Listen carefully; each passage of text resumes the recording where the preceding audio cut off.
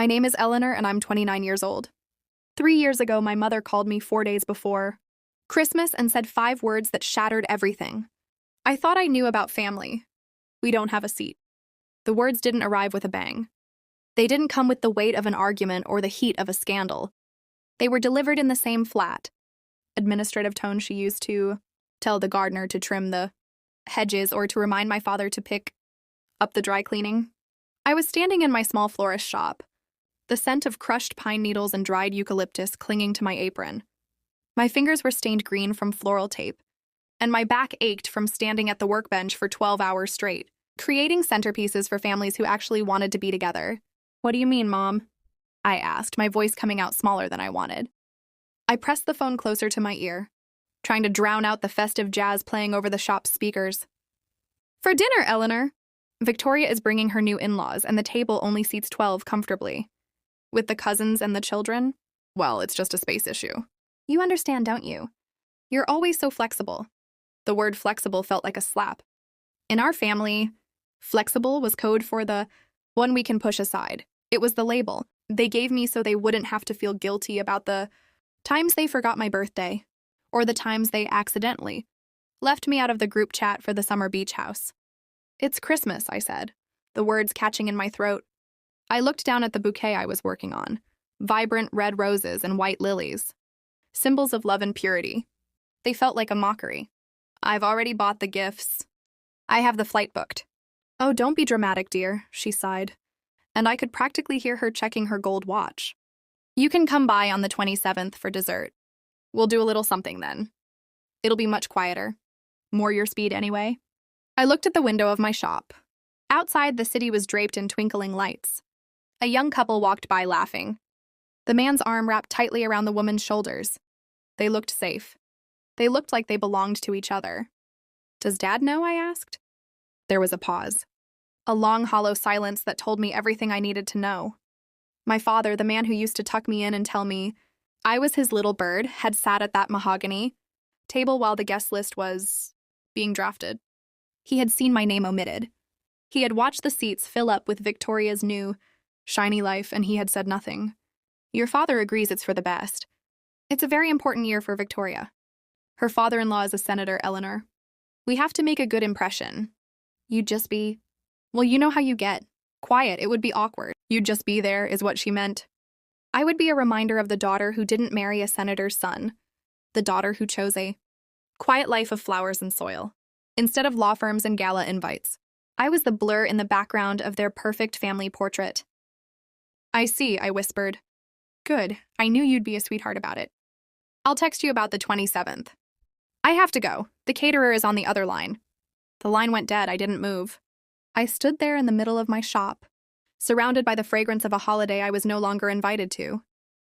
The smell of the pine suddenly felt suffocating, sharp and medicinal. I reached out to touch the petals of a rose, but my hand was shaking so violently that I ended up snapping the stem. The head of the flower fell to the floor, a splash of red against the gray linoleum. I had spent my entire life trying to fit into the gaps they left for me.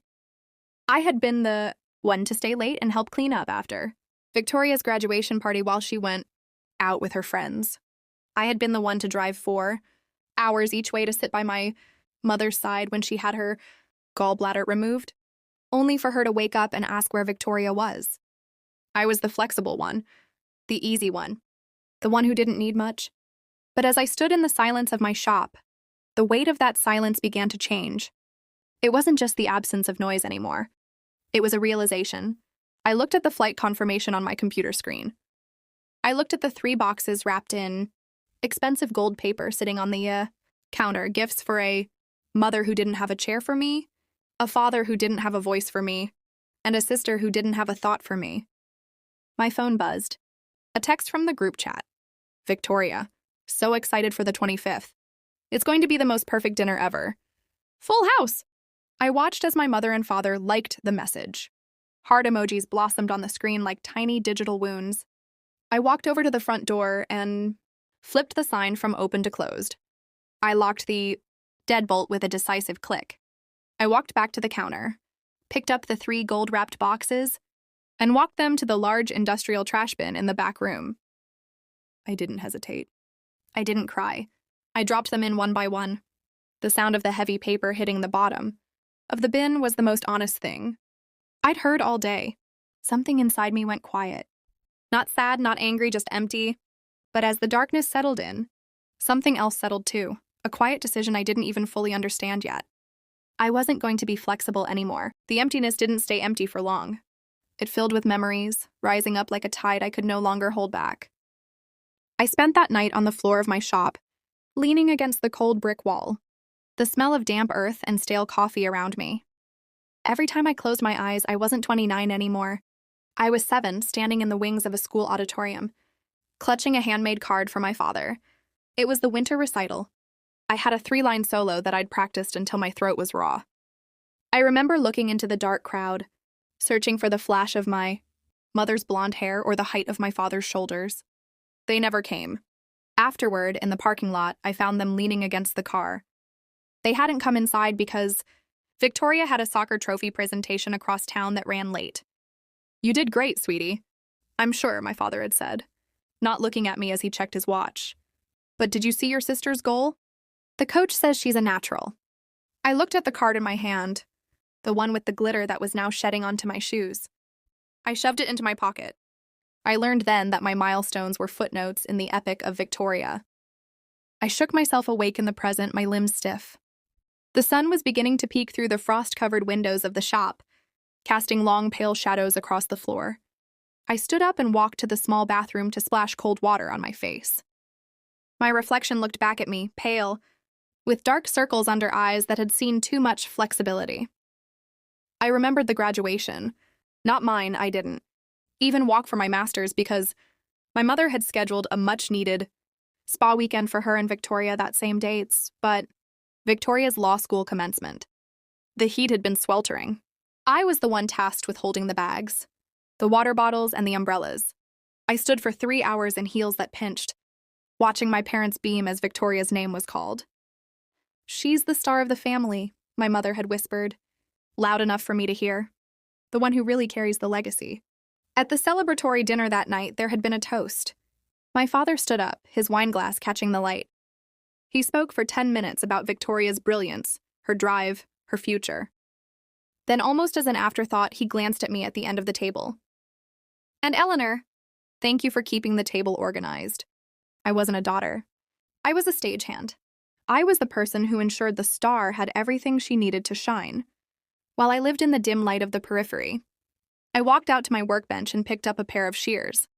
I began to prune the dead leaves off a row of hydrangeas. Snip, snip. The sound was rhythmic, clinical. I thought about the time I'd tried to talk to my father about it. 2 years ago, over a rare lunch alone. I'd told him I felt like I was invisible. I'd told him that it hurt when they forgot our plans, because Victoria had a crisis that usually involved a broken nail or a breakup with a boy she'd known for 3 weeks. My father had just stared at his salad, moving a cherry tomato from one side of the plate to the other. "Your mother just wants harmony, Eleanor," he'd said, his voice a weary ghost of a man's. "Victoria is high maintenance? You aren't. You're strong. You can handle the disappointment. She can't." "So I'm punished for being strong?" I'd asked. He hadn't answered. He just took a bite of his food and asked if I needed help with my taxes. He loved me in the way a person loves a sturdy piece of furniture. It's always there, it does its job, and you never have to think about it unless it breaks. And I was breaking. I went to my desk and pulled out my laptop. I pulled up the flight itinerary for the 23rd, a trip to a city where I wasn't wanted, to sit in a hotel room while my family clinked glasses and shared jokes I wasn't a part of. I looked at the cancel flight button. My finger hovered over the trackpad. I thought about the 27th, the dessert invite. The leftovers, the pity. I thought about being the sweetheart who just took it. Click. Flight canceled. A credit has been issued to your account. A strange sensation washed over me. It wasn't the rush of triumph I expected. It was a cold, sharp grief. By canceling that flight, I wasn't just missing a holiday. I was acknowledging the truth. I'd spent nearly 3 decades trying to paint over with flexibility. I wasn't their daughter. I was their convenience. I sat in my apartment that evening as the sun went down, watching the shadows stretch across my floor. The silence was deafening. No one called to see if I'd arrived. No one texted to ask what time my flight was. They were already too busy preparing the table for the people who mattered. My father had a chance to choose me. For 29 years, he'd had a chance to stand up and say, "Make room for Eleanor." And every single time, he chose silence instead. The 24th of December arrived with a cruel, shimmering beauty. A light dusting of snow covered the city, turning the streets into a postcard that felt like a mockery of my internal state. Usually this was my busiest day, last-minute boyfriends rushing in for, I'm sorry, bouquets, and frantic husbands looking for table centerpieces. But I had closed the shop early. I couldn't stand to watch the joy anymore. My apartment was a tomb of silence. I hadn't decorated. No tree, no lights, no stockings. Just the hum of the refrigerator and the ticking of a clock I'd never noticed before. I sat on my sofa, wrapped in a weighted blanket that didn't feel heavy enough to hold me down. Every few minutes, my phone would buzz on the coffee table. I knew what it was. The family group chat was a landslide of photos. "Victoria, look at the table. Mom outdid herself this year." Photo: a long mahogany table dripping in gold runners, crystal glassware, and ivory candles. 12 chairs, all occupied. The lighting was warm, the faces blurred by laughter. Mom, only the best for our girl. So glad the senator could make it. Such an honor. I scrolled through them like a masochist. There was my father, carving the turkey, his face flushed with wine and the pride of proximity to power. There was Victoria, radiant in a dress that probably cost more than my monthly rent, leaning her head on her fiancé's shoulder. They looked complete. That was the part that hurt the most. There wasn't a gap where I should have been. No empty chair. No one looking at the camera with a wistful expression, wishing the second daughter was there to share the toast. I wasn't a missing piece. I was a piece from a different puzzle entirely, discarded and forgotten under the rug. By 7:00 p.m., the loneliness shifted from a dull ache to a physical weight in my chest. It felt like I was drowning in air. I tried to eat a bowl of soup, but it tasted like nothing. Even the steam smelled like iron. I thought about calling my father, just to say Merry Christmas, just to see if he'd step away from the noise for a second to hear my voice. I picked up the phone, my thumb hovering over his name. "What would he say, Eleanor?" I asked myself. He'd whisper so Mom wouldn't hear. He'd tell you he's sorry it worked out this way. He'd tell you he loves you, and then he'd hang up to go back to the people who actually show up. I put the phone face down. I went to the kitchen and opened a bottle of wine, a bitter, cheap red. I poured a glass and sat by the window. Across the street, in the apartment building opposite mine, I could see a family gathered around a small plastic tree. They were wearing matching pajamas, passing around a box of pizza. They looked messy. They looked chaotic. They looked like they actually liked each other. A single tear tracked down my cheek, hot and stinging. Then another. I wasn't just sad. I was mourning the living. I was mourning the parents I wanted but didn't have. I was mourning the sister who saw me as a rival instead of a confidant. The bitterness of the wine stayed on my tongue, matching the bitterness in my heart. I realized that if I stayed in this apartment, in this silence, something in me was going to wither and never grow back. I was 29 years old, and I was spending the most magical night of the year waiting for crumbs from a table I wasn't allowed to sit at. "No," I whispered to the empty room. The sound of my own voice startled me. It was cracked, but there was a spark of something underneath the grief. Resilience is a quiet thing until it isn't. I stood up, the weighted blanket sliding to the floor like a shed skin.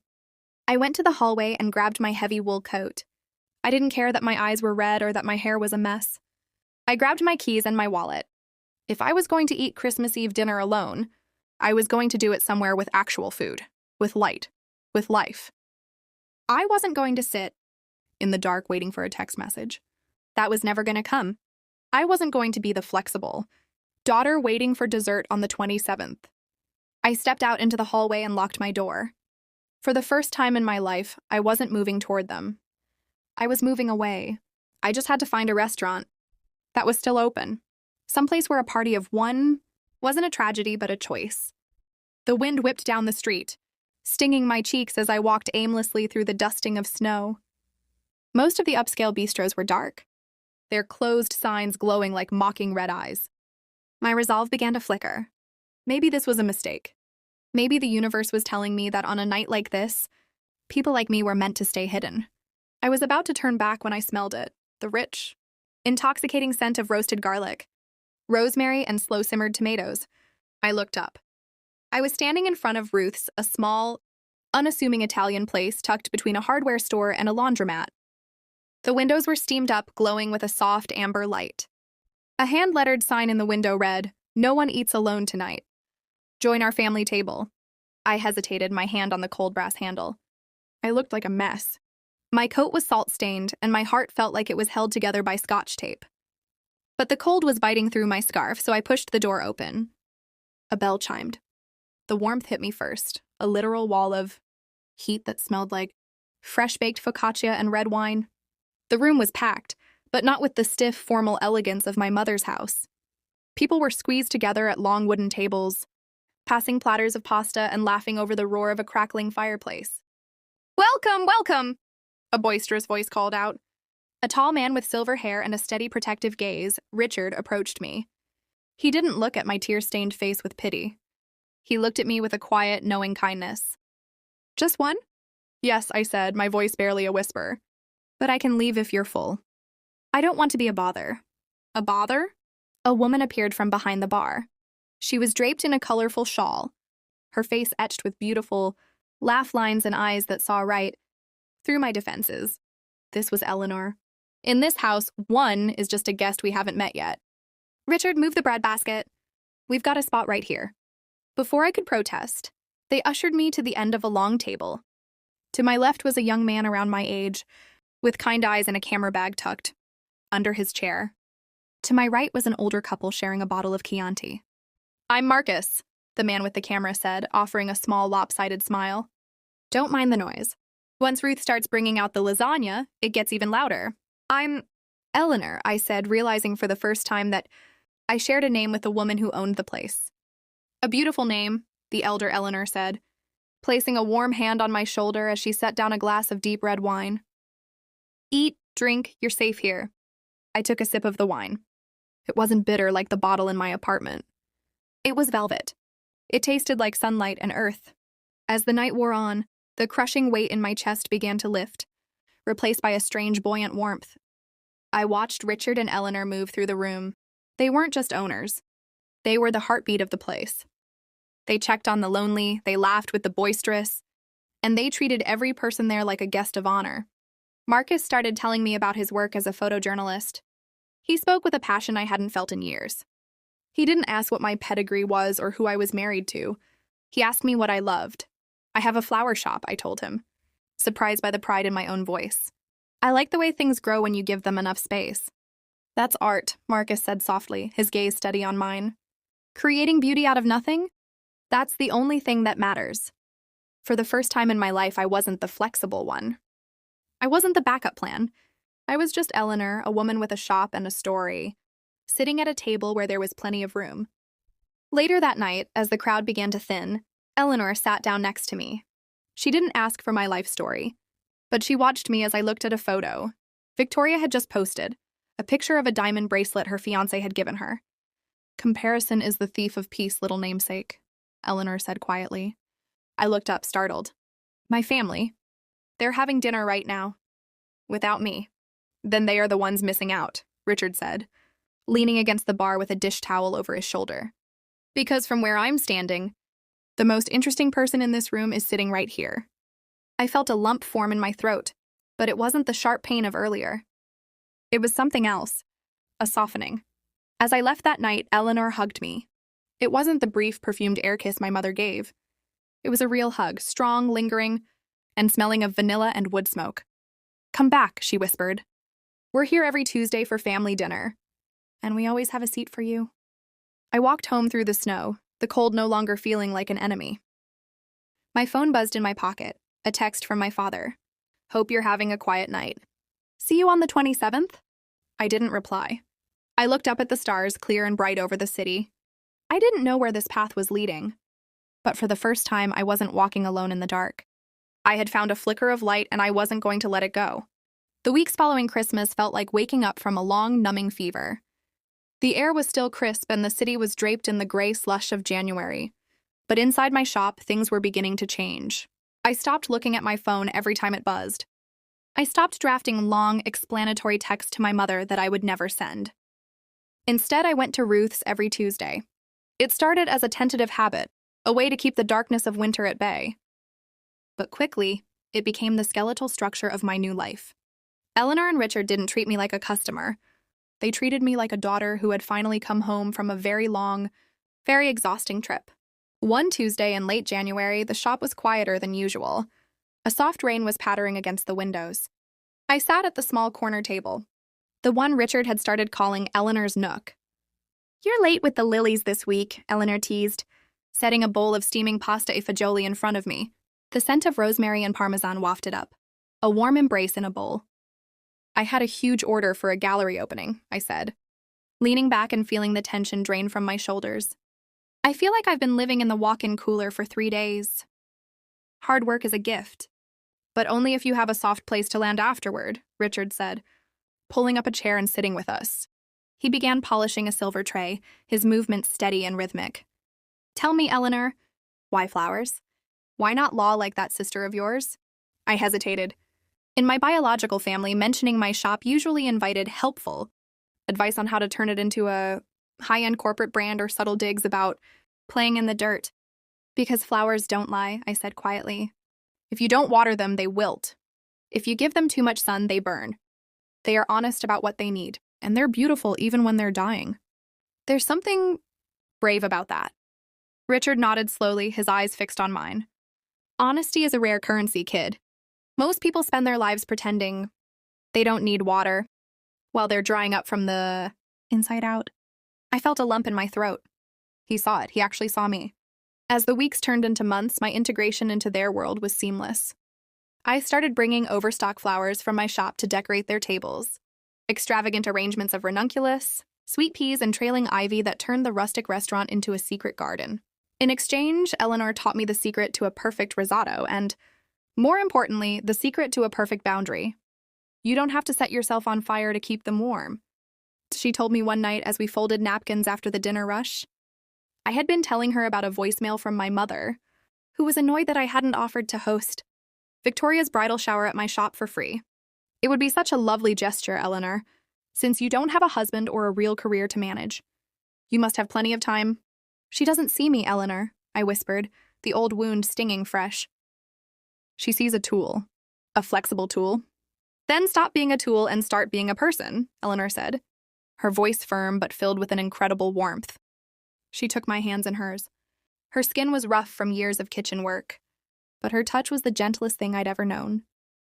A tool is defined by its use to others. A person is defined by their soul. Your soul is a masterpiece, Eleanor. Stop letting people who are colorblind tell you how to paint it. That night, for the first time in my life, I blocked my mother's number. Only for 24 hours, just to see what the silence felt like. It felt like peace. It felt like a room with the windows finally thrown open. Marcus was there most Tuesdays, too. He'd sit at the bar with his laptop, editing photos of the city's forgotten corners, homeless shelters, abandoned theaters, the way light hits a cracked sidewalk. We began to talk, really talk. Not about the weather or the news, but about the fear of being forgotten and the thrill of being found. One evening, he walked me back to my shop. The air smelled of impending spring, that raw, hopeful scent of wet earth and melting ice. "I took something for you," Marcus said, handing me a small matted print. I looked at it. It was a photo of me from the week before. I was standing in the middle of the restaurant, laughing at something Richard had said. My head was thrown back, my hair was a bit messy, and my eyes were bright. I looked vibrant. I looked like a woman who was loved. "I've never seen myself look like that," I whispered. "That's because you've spent your life looking in mirrors that were designed to make you look small," Marcus said, his voice low and steady. He reached out, his hand hovering near my cheek before he gently tucked a stray lock of hair behind my ear. "I just wanted you to see what I see." In that moment, standing under the dim street lamp, the memory of that empty Christmas table felt 1,000 miles away. I was beginning to realize that family wasn't a closed circle you were born into. It was a map you drew yourself, one person, one Tuesday, one honest conversation at a time. I was no longer the daughter waiting for dessert. I was the woman building her own feast. By the time the cherry blossoms began to petal the sidewalks of the city, My life had transformed into something I didn't recognize but finally adored. The shop was thriving, not because I was working myself to the bone to please my mother, but because I was pouring my actual soul into the arrangements. And then there was Marcus. Our friendship had shifted into something deeper during the first week of April. He had come by the shop with 2 coffees and a single asked question. Do you want to go to the botanical gardens? I want to see you in your element. Walking through the glass-domed conservatories with him felt like breathing for the first time. He didn't rush me. He watched as I traced the veins of a monstera leaf, and he waited while I explained the history of the corpse flower. He wasn't waiting for his turn to speak. He was learning me, chapter by chapter. You're doing it again, he said softly as we sat on a bench near the koi pond. Doing what? Looking for permission to be happy, Marcus replied. He took my hand, his thumb tracing the calluses on my palm. You don't need to check the room to see if it's okay for you to take up space. Eleanor, this version of you? The one who laughs until she cries at Richard's bad jokes? She's the real one. Don't let the old ghost pull her back into the shadows. He leaned in then, and the kiss tasted like the future. It was slow, steady, and certain. For the first time in my life, I felt like someone's first choice. I wasn't the flexible backup. I was the destination. As my relationship with Marcus deepened, so did my bond with Eleanor and Richard. They had become the parents I had spent 30 years grieving. One Sunday, they invited me over to their actual home, not the restaurant. It was a cozy house filled with books, the smell of baking bread, and framed photos of the people who had passed through their lives. We have something to show you, Richard said, leading me to the hallway. There, nestled between a photo of their wedding and a shot of Richard's father, was the photograph Marcus had taken of me, the one where I was laughing in the restaurant. It was framed in dark wood, given a place of honor. You're part of the gallery now, Eleanor said, wrapping an arm around my waist. Our family isn't just about who we share blood with, Eleanor. It's about who we share our hearts with. You are ours. In every way that matters. I had to turn away because the tears were blurring my vision. The contrast was a physical ache. While my biological mother was texting me complaints about the font on Victoria's wedding invitations, these strangers were putting my face on their walls. But the peace was soon tested. In May, the golden child wedding arrived. The invitations had been sent out months ago, and despite my better judgment, I had agreed to do the flowers, mostly because my father had called me, sounding so tired and small, and asked if I would do this one thing to keep the peace. I was at the venue, a cold, sterile country club, arranging thousands of white roses. The scent was cloying, the atmosphere thick with the kind of tension that precedes a storm. Victoria stormed into the ballroom, her silk robe fluttering behind her. The lilies are off, Eleanor. They're too ivory. I specifically said eggshell. Do you ever listen? Or are you too busy with that little pizza shop family of yours? I didn't flinch. I didn't apologize. I simply trimmed a stem and looked her in the eye. The lilies are perfect, Victoria. Perhaps it's the light in here. It's a bit harsh. Don't you dare talk back to me, she hissed. Mom was right. You've become so difficult lately. Ever since you started hanging out with those people, Richard and whatever her name is. They're just restaurant staff, Eleanor. They aren't family. They are more family than you've ever been, I said quietly, my voice calm and low. The silence that followed was brittle. Victoria's face turned a mottled red. But before she could speak, my mother walked in. Girls, please. No drama today. Eleanor, just fix the flowers. And remember, you're sitting at table 14. We had to move some things around to accommodate the senator's second cousins? You understand. Table 14, in the back corner. By the kitchen door. The flexible table. I looked at my mother, really looked at her. I saw the way she didn't look at me, but through me. I saw the way she smoothed Victoria's hair with a tenderness I hadn't felt in decades. No, Mom, I said. I don't understand. And I won't be at table 14. Eleanor, don't be a child. I won't be at table 14, I repeated, because I won't be at the wedding. The flowers are finished. My bill is on the table. Have a wonderful life, Victoria. I walked out of that ballroom as the sun was setting, the sound of my own heels on the marble floor sounding like a drumbeat of freedom. I didn't look back. I drove straight to Ruth's. When I walked in, the dinner rush was in full swing. Richard saw me first. He saw the white rose petals on my coat and the look in my eyes. He didn't ask what happened. He just walked over, took my keys, and handed me an apron. "Table 4 needs more wine," he said with a wink. "And after that, Marcus is waiting for you in the kitchen." He brought some news.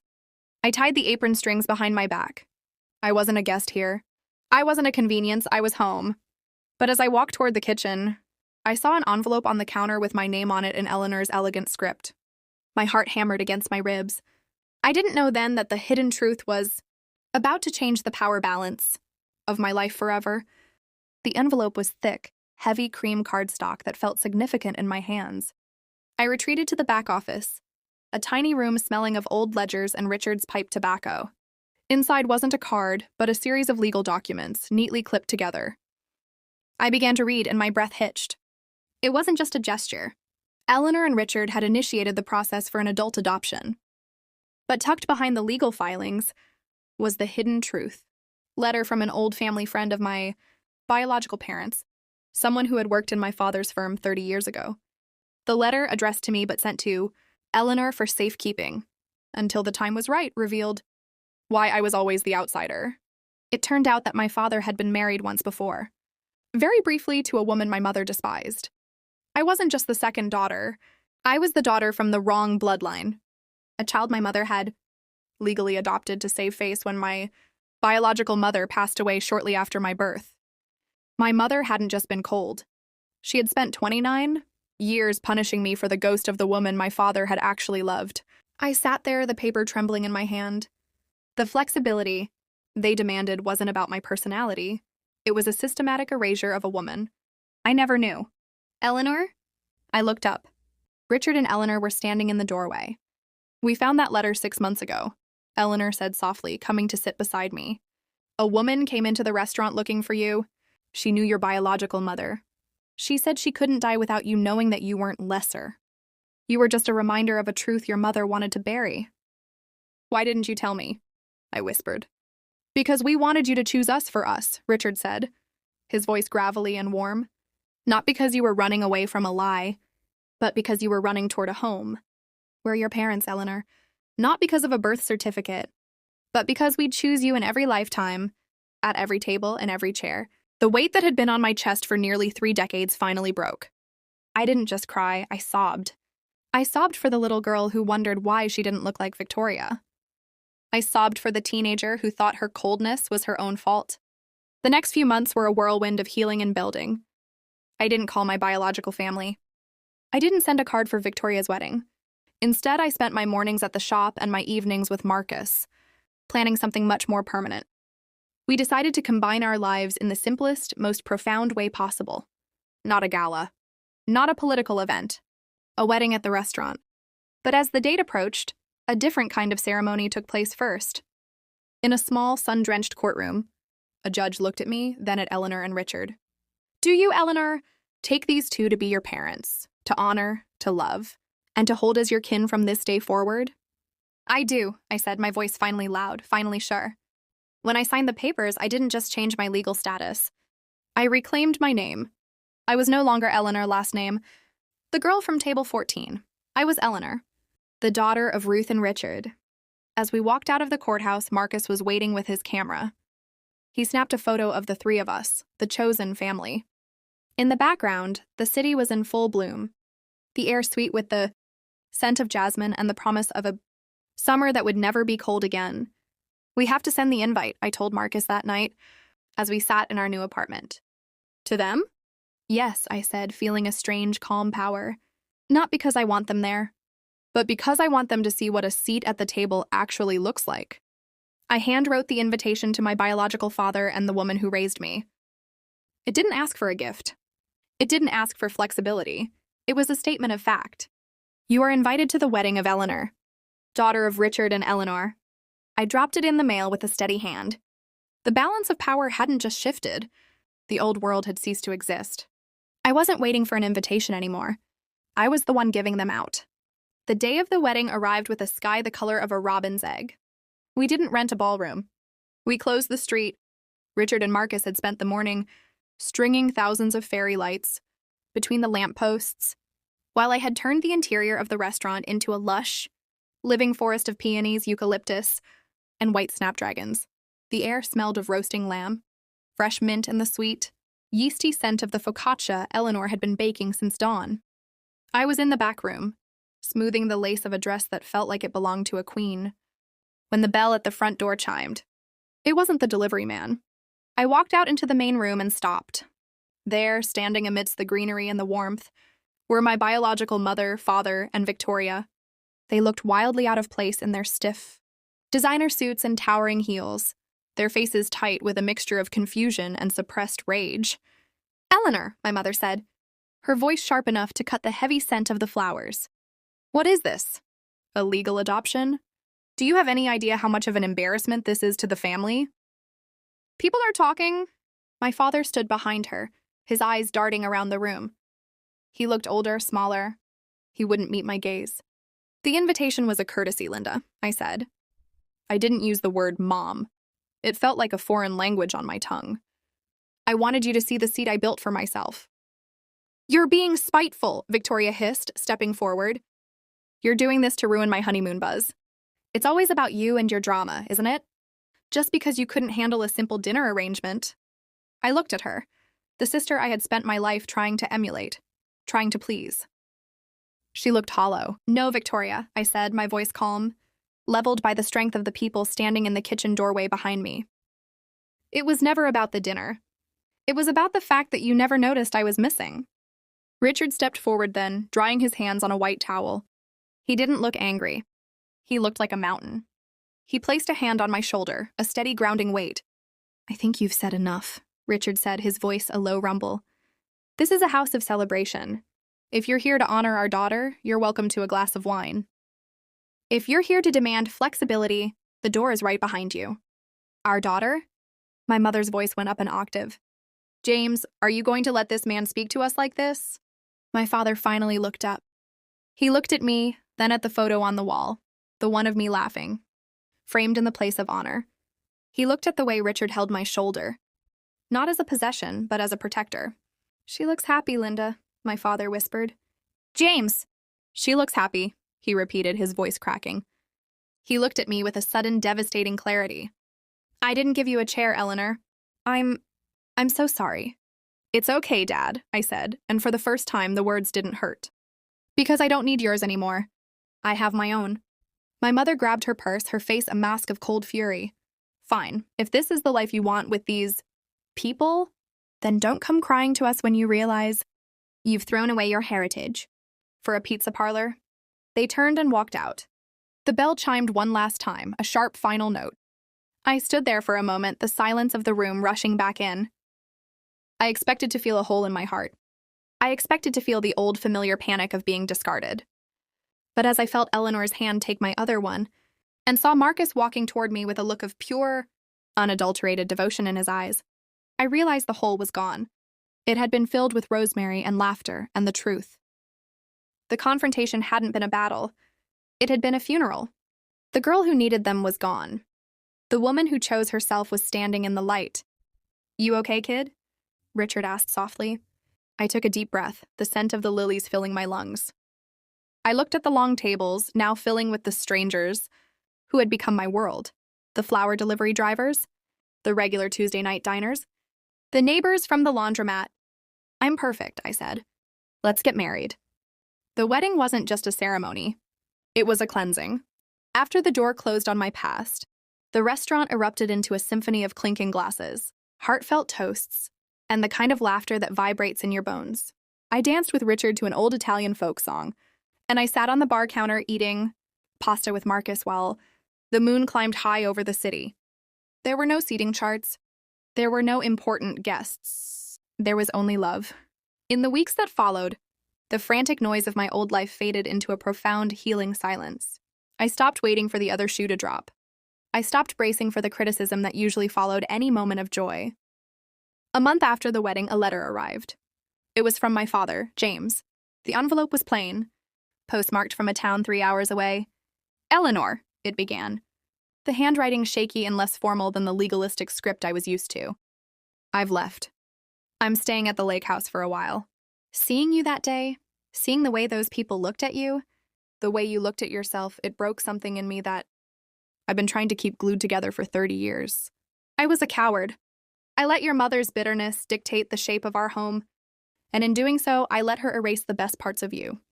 I don't expect you to forgive me. I just wanted you to know that I finally see the chair you built. It's beautiful. I'm starting to build a small one for myself, too, just to see if I still know how to sit in it. I read the letter sitting in the small garden behind my shop, the summer sun warming my skin. I didn't cry for what was lost.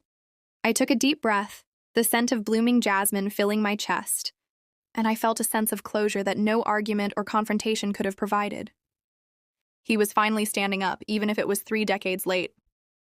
I tucked the letter into a book and went back to my flowers. I didn't need to save him. I had already saved myself. The most beautiful part of the aftermath was the slow, steady rhythm of my new reality. Marcus and I moved into a sun-drenched loft above the flower shop. Our mornings were filled with the smell of espresso and the sound of his camera shutter clicking as he captured the way the light hit the petals. By late August, a new kind of quiet settled over us. I was at the restaurant helping Eleanor prep for a large community dinner. The air was thick with the smell of roasting peppers and garlic. I felt a wave of dizziness and leaned against the counter. Eleanor was by my side in a heartbeat, her flower-covered hand steadying my arm. She looked into my eyes, her own widening with a sudden intuitive spark. "Eleanor?" she whispered. I smiled, a slow, radiant feeling spreading through my limbs. I think we're going to need another chair, Mom." The celebration that night was unlike any other. Richard opened the finest bottle of wine in the cellar. Marcus held my hand under the table, his thumb tracing my knuckles with a reverence that made my heart ache with joy. I thought about the child growing inside me. I thought about the world they would enter. They would never know what it felt like to be a backup. They would never have to be flexible to earn a place at the table. They would grow up knowing that family is something you protect, something you cherish, and something you never, ever make someone feel lucky to have. As the summer turned to gold, I realized that the pain of the past wasn't a weight anymore. It was the soil. It was the dark, messy, difficult ground that had allowed me to grow into the woman I was meant to be. I was no longer the girl who was told there was no room. I was the woman who had built the house. The first snow of the following December began to fall as I stood in my shop, but this time the cold didn't feel like a threat. It felt like a clean slate. I was 31 years old, and as I looked at the small, velvet-lined rocking chair tucked into the corner of my workshop, I realized that my life had finally come into full bloom. Our daughter Ruthie was 3 months old. She was currently sleeping in the arms of Richard, who refused to put her down, claiming she was learning the scent of the restaurant from his sweater. Eleanor was in the kitchen, humming as she prepared a feast that would feed over 50 people, some with families, some without, all of them welcome. I took a moment to sit at my desk and look at the legacy wall Marcus had built for me. It was a collection of photos, the restaurant on a busy night, my hands covered in soil, Richard's first time holding the baby, and a small framed copy of my new birth certificate. I thought back to that phone call 3 years ago, the 5 words that had shattered me. I realized now that those words hadn't been a sentence. They had been an invitation to find where I actually belonged. If my biological mother had given me a seat at that table, I might still be there, shrinking myself to fit the gaps, living a life of flexibility and quiet resentment. The betrayal wasn't the end of my story. It was the pruning. And like any good gardener knows, you have to cut away the dead weight if you want the plant to truly thrive. I am no longer the daughter who waits. I am the mother who welcomes. I am the wife who is seen. I am the woman who knows that her worth is not negotiable, and her boundaries are not difficult. They are the walls of her sanctuary. As the sun set, casting a golden light over the shop, I picked up a bunch of white lilies. They didn't represent Victoria's wedding anymore. They represented the purity of the life I had built. I walked toward the restaurant, where the windows were already glowing with that familiar amber warmth. I could hear the laughter from down the street. I reached the door and saw a small sign Richard had added to the bottom of the "No One Eats Alone" poster. It simply said, "Welcome home, Eleanor." I pushed the door open, the bell chiming a melody of belonging, and stepped inside to take my seat. It was right at the head of the table.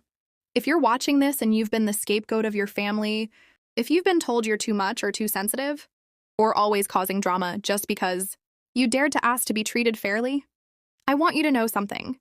It's not you. It never was. You deserve to be chosen. Not as a backup, not as a last resort. not as the acceptable sacrifice when someone else's comfort is at stake. Chosen first. Chosen fully. Chosen without conditions. Family isn't blood. Family isn't obligation. Family isn't people who share your DNA but treat you like a burden. Family is the people who show up. The people who see you crying alone and invite you to their table. The people who open their hearts and their homes and make you officially, permanently, undeniably theirs. I spent 29 years trying to earn love from people who were never going to give it. And then I spent 3 years learning what love actually looks like.